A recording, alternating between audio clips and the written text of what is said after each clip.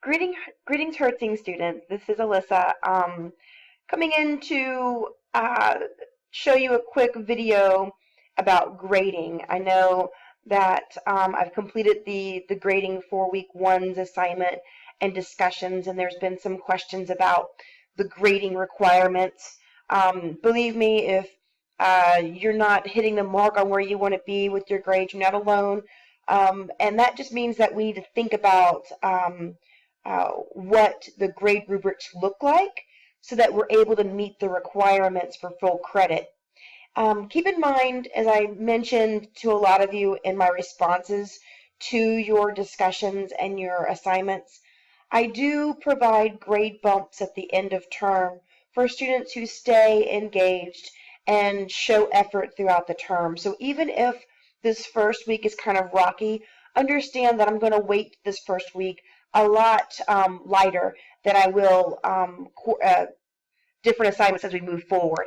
But let's take a look at what was required in the grade rubrics for this week. I've had to black out the names of students so that everyone keeps their anonymity. But for the grade rubric for the postings, for your responses in the discussions, there is a 20-point rubric that you can click on. If you click on that, you'll see what you actually received and when it comes to the breakdown there. So let's take a closer look at that. This is the first grade rubric in our discussion postings grading. So you get 6 points out of the larger 25, I think it is, for each discussion. And here what we have are 6 points that are up for content. Now, to get full credit, full 6 points, you'd have to address all the required elements. If we look down here at 4.5, it outlines what those are, right? The elements are demonstrating understanding of the topic. Great. A lot of people were able to do that. Offered limited validation of position. That means, there wasn't any support that was used for your assertions. If you didn't use a supporting item, if you didn't reference either the course materials, a text, some type of examples, then you weren't able to get full credit. A lot of people got 4 points on this first one because their posts lacked those elements, especially the referencing of other materials. And so that's where the points were kind of lost on the content section. I know this can be kind of frustrating. Understand that in an online class, the way that your professor is able to assess your understanding and your effort to make sure that you're doing the readings, to make sure that you're processing and analyzing those key concepts, is the way that you present yourself in the discussions and the assignments. So it's important that you're referencing the materials, that you're using APA citations, that you're taking the time to talk about what you have read and how you're processing it. That's the only way that we're going to know whether or not you're doing the work. So another section in the grading for discussions was collaboration. This is the responses that you give to your fellow classmates and to myself, right? So to receive 6 points here, you'd have to respond to the conversation with open-ended questions that move the conversation forward. So you'd have to respond to other people, show your understanding, and then try to prompt a continued dialogue. And so that's important. Also answering questions that other people ask of you. And a lot of people received a little bit less, maybe 5 points, because they were engaging, thoroughly showing their understanding, but they weren't promoting continued conversation by opening up the conversation with questions at the end. And that isn't that you had to do that all the time, but if there was, out of your 3 postings, if none of your postings showed that encouragement, then you got dropped down from 6 to 5 points. In the writing themselves, were your mechanics well organized? Did you, use proper English, proper academic language? Does it sound like you're having a conversation with someone that you're familiar with, rather than an academic environment? A lot of people got full credit for writing, but you can kind of take a look through your own rubric here to see where you can improve. And then finally, APA formatting. Now, if you're not citing to your sources, then I can't know that you're utilizing them. And per the rubric, this is not my my grade breakdown. This is what Hertzing University has put in place for us to use as an assessment in looking at what you're doing. So I am required to follow this. And so it says right here that the post and peer responses do not include APA and in-text citations. Honestly, all I was looking for was that your initial response had an APA cited reference to something. I don't expect that in every response you're going to utilize this, but you do need to show, at least in your initial response, that you are referencing your content. So that kind of gives you a breakdown of what happened with the grading for the discussions.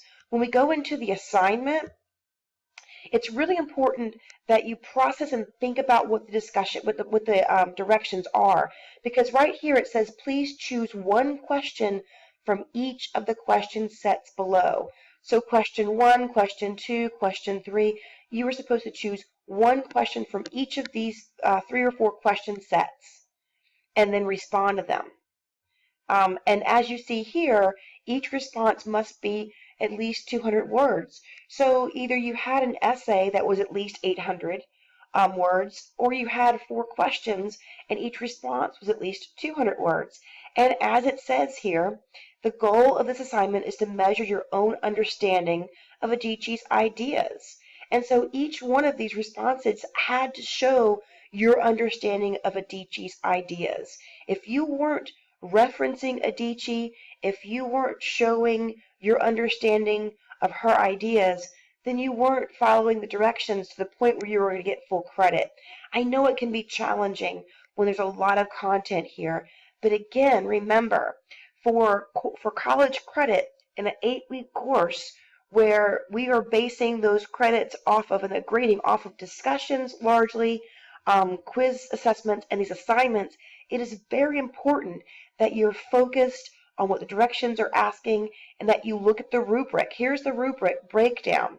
Now, I included a smaller rubric that I attached to your assignments, and I did that because if I was to follow the grade rubric specifically laid out here to a T, a lot of people would have gotten like 20, 25 points on these assignments. Because look at the content. To get full 25 points on the content section, there is clear demonstration of the course and topic content knowledge in the assignment. There is some relationship evident between the assignment and the course content for 15. So were you directly referencing, again, Adichie's ideas? Were you creating a relationship between your experiences and your voice and the concepts from the reading? Were you pulling out the concepts, the definitions, and the key terms? Were you applying them? This is the extent in which you have to analyze the readings and the videos and the course content to be able to properly assert yourself in these. Analysis, 35 points. Is it a well-written analysis aligned with the instructions and the course content and topic? Is it supported with APA citations, references, and/or examples? So right there you can see that if you didn't have cited references within the content, if you weren't talking about Adichie, here again, you're going to lose major points. And then the application itself. To get full credit for that, the application of concepts from the course are clearly evident. Were you using key concepts? Were you referencing them? Again, this is not that I want to make this so difficult that it's not possible. It's very possible, but we have to make sure that we're just applying what we're learning in the classroom. And if you're able to do that, then I think what you'll find is that your grade is moving in an upward position exponentially. And again, remember, I understand that a lot of us are coming to persuasive writing and coming to analysis and application for the first time or for the first time in quite some time. So the first grades won't hold as much weight as the grades towards the end of the course.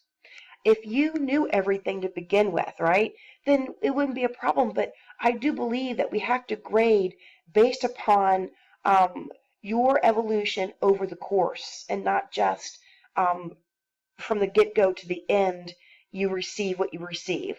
So if you show improvement over the course, I promise you that what you'll see reflected in your final grade will be largely what you do at the end of this course. If you have any questions, please let me know. I am here for you.